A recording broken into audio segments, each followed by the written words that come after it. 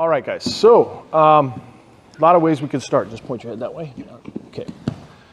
But let's go through this real quick. You have a few choices with your hand position, right?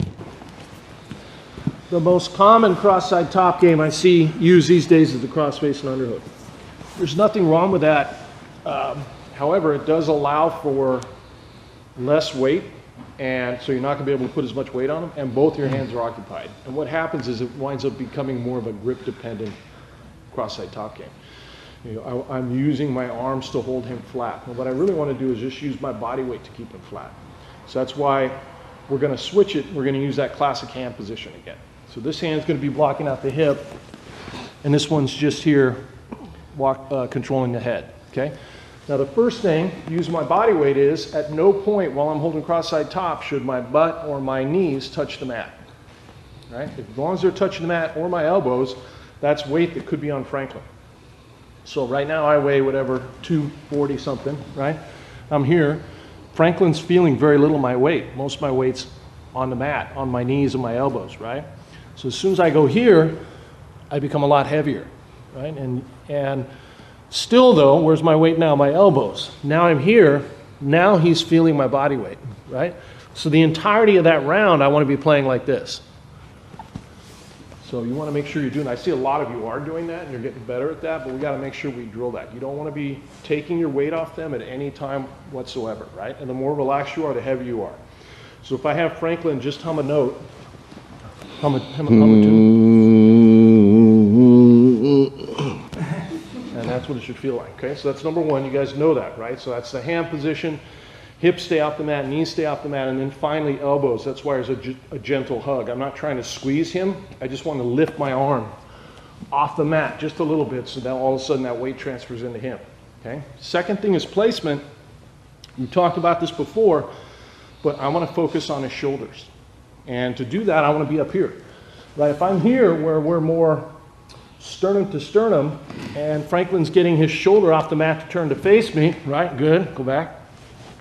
And now I won't do anything different, but I'll just adjust my weight placement here, and now I'll go to get the shoulder off. It's much, much, much harder, okay? So really what I'm always focused on, whether I sit out or I'm facing the mat, is that line of the shoulder. So it's my spine right here. Those are the two things, right? And then last but not least, everybody stand up. Right? If you get behind your partner, pick them up for a second. Right? And then switch, have them pick you up. Good. Now get behind them and grab them, but don't lift them up. Grab them, but don't lift them. And then the person in front, just completely relax your body. Right? The more relaxed you are, the heavier you're going to feel. So when he's up bottom, I'm making sure my knees are off the mat, my elbows are off the mat, my butt's off the mat, my weight is focused on his shoulders, and I'm relaxed. The more relaxed I am, the heavier I'm going to be for him. So here, I'm a little bit stiff, right? So there's less contact with him, less my weight. You guys won't notice anything, but he'll feel it. I'm just going to relax just a little bit. And just that bit of relaxation, that gives me much more time, and now he's carrying my weight the entire round, okay? Partner's feeling, your opponent's feeling all your body weight, they're going to want to cut an angle to you, because the more they move their body away, the easier it is for them to get their shoulder off the mat, and you don't want them to cut the angle from you. So as they start walking their feet forward or back, you maintain that 90-degree angle with them. Just move from that position to make sure you stay 90 degrees with them, okay? Go ahead. Don't let them cut that angle. Good, now stay where you're at and just listen to me. I think everybody's going to be able to do this without a demonstration. Now you're maintaining that 90-degree angle. The number one thing they're going to try and do is get that shoulder off the mat and turn to face you. And as they do, you raise your hips above your shoulders and you use your legs to flatten them out. Think about how much you can leg press, right? Your legs are very, very strong, a lot stronger than their ability to get their shoulder off the mat. So you're not using your hands, your upper body stays relaxed, but you feel them trying to get that shoulder off the mat. You raise your hips up and drive them back flat. Okay, practice that, back and forth, go ahead. Good, now look here.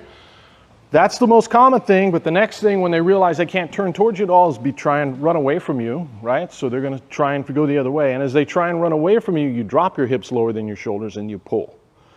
So your legs shouldn't be on the mat, just your toes, but you're pulling them back with your hamstrings. That's why, my legs are never going to be completely straight. They're always in, when I'm holding cross sides, in an angle just like that. So I can push or I can pull. So if I feel him trying to go this way, I'm pulling. My hips drop and I'm pulling him back this way. If all of a sudden he turns towards me, I lift and I'm pushing. But my legs are always, toes are on the mat, my legs are always bent so I can have a little bit of mobility to push or pull. That should be 90% of what you do to keep this person flat, right? Everything after that's going to be hip movement to kill the frame, which is what we're going to get into so we can take mount and attack. But nice, relaxed body weight in the right place, using your legs to keep them flat. That's the name of the game, okay? Try it back and forth, have them try and roll away from you, have them try and turn towards you. Maintain your 90-degree angle, flatten them out, pull them flat, back and forth, switch on your own, just get used to it. Almost everybody holds too low. And that's because it feels awkward to hold correct, you know, and if you're not used to it, it won't feel right. It feels like you're going to fall off.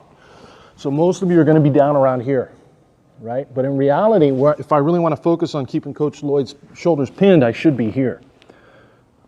Chris Howder, one of my coach, calls it pinning their neck, but that's almost what it feels like. If you look, the whole left side of my pec from my sternum down is over Coach Lloyd's face and head, right? That's me keeping his shoulders pinned. It's much, much harder for him to move his shoulders here anyway than it is if I just go 2 inches down here.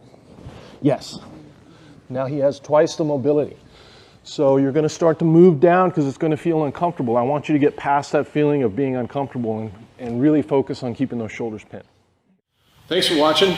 Make sure you subscribe, hit the bell for frequent updates because we're updating this every week. And make sure you comment and like and share our videos. We appreciate it and we definitely try and respond to all the comments. And if you like what we're doing and you like the material, check out SBG University, SBGU. And you're going to see a ton more in much greater depth than what you see here on YouTube. Thank you very much.